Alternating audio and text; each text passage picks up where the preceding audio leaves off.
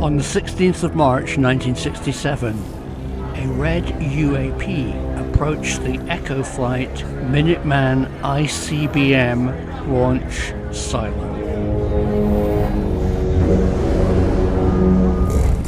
The guards alerted the two launch control officers deep in the silo as all their missiles went offline.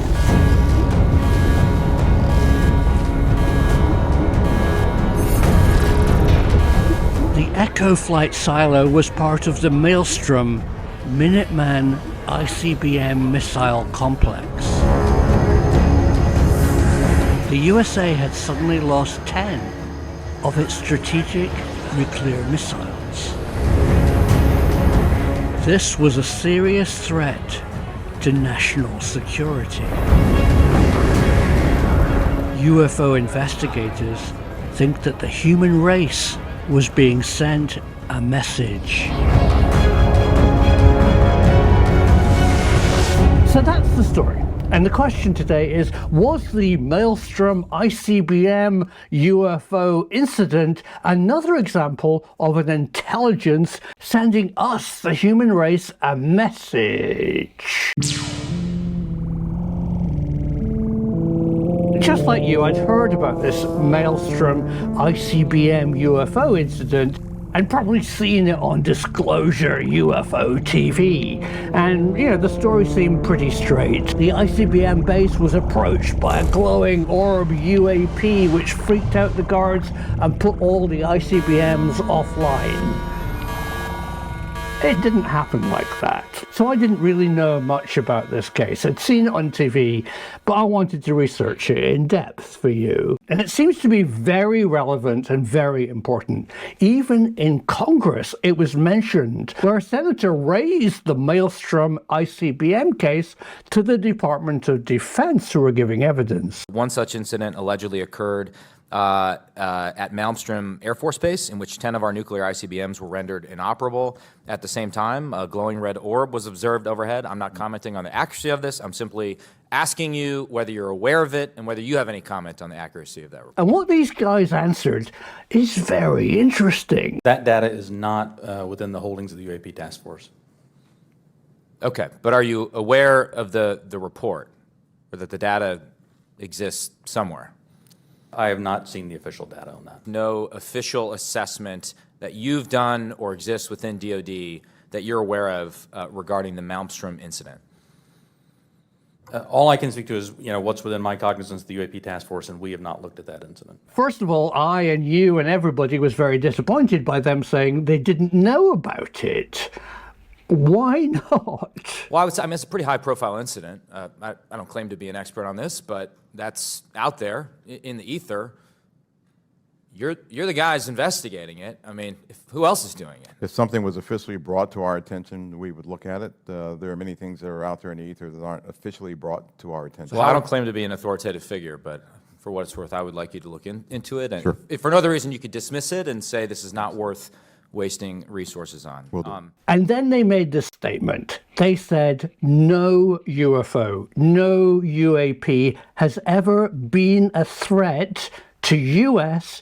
national security. Well, hang on a minute. Taking 10 ICBMs offline by a UFO attack definitely is a threat to national security, isn't it? So I dug deeper. What was going on? And it turns out the story is much more interesting than you are led to believe. So I like to look at the big picture. So when did it happen? Well, in May 1967. In 1967, this was going on. A solar maximum, massive amount of coronal discharges, sunspots. The sun was really active, and it was affecting our planet. Just a few weeks earlier, the whole of the dew line, the distant early warning line from Greenland to Alaska, some of its radars were knocked offline due to a power grid failure, due to to coronal discharges. So some clever person under the Freedom of Information asked for the logs of Malmstrom Air Force Base.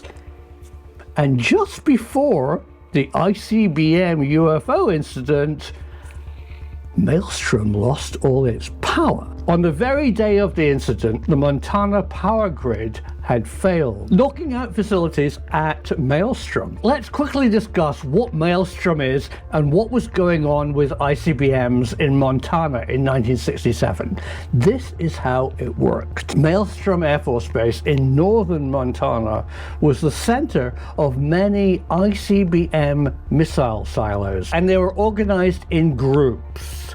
So Malmstrom was obviously going to be a target. So they also had manned underground control silos that could launch a small number of missiles. Each of these launch stations underground had its own missile and 9 other unmanned ICBMs in holes in the ground that they could launch. No doubt there's a number of these manned stations, and no doubt there's tens of missiles, so Malmstrom could launch them, but the system was all interconnected, and the ICBMs could be launched by any of these manned silos to release the unmanned ICBMs just in holes in the ground. So what exactly happened? Well, it was a night in May. In the middle of the night, the 2 launch officers were down in their control center. One was asleep, and Officer Salas was minding the desk when the phone rang with the guards up above saying they saw something approaching the fence. What they saw was zigzagging red lights in the sky, and then this large glowing red object which stopped outside the fence of the ICBM launch center. They found it very disturbing, got on the phone, phoned down to the launch people and said, "The base is being attacked by UFOs, by something unknown." Salas goes and wakes his colleague, who's his commanding officer, and at that very moment, all the alarms go off and the missiles go bing, bing, bing offline. So that's pretty serious, but let's just stop it there. I'm going to tell you a story. I have a friend who's a good pilot, and he was landing his plane at night 200 miles north of Chicago O'Hare Airport. He was coming down on final approach when suddenly these large landing lights appeared. Boof! Right in his flight path. He called air traffic control and said, "Who's that?" And they laughed and said, "You're not the first to report this. What you're seeing is a jet on final approach at Chicago O'Hare Airport, 200 miles away." My friend is an experienced pilot, and he was confused by something very bright a long way away, and he thought it was something normal very close. That's a well-known effect that can confuse people.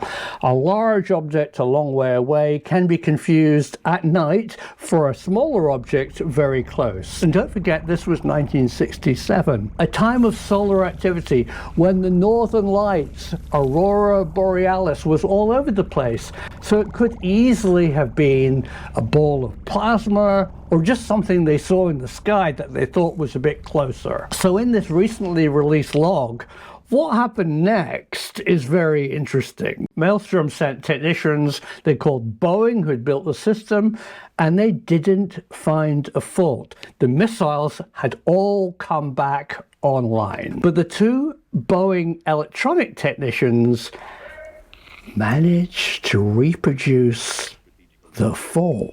And I don't want to be disrespectful to the people who genuinely saw something, and the missiles genuinely did go offline. But the fault was an electrical discharge that caused a 10-volt spike in the data line of the computer of the ICBM base, and it was reproducible. For some reason, people tend to ignore that when they're telling this story. And because it was explained, that's why I think the current Department of Defense aren't putting the Malmstrom UFO ICBM story up there on a pedestal as something that actually affected national security. So was this incident another example of an intelligent force contacting us humans to tell us something? Probably not. Let me know what you think is really going on. And here's another example of a film where I try and tell you what's really out there.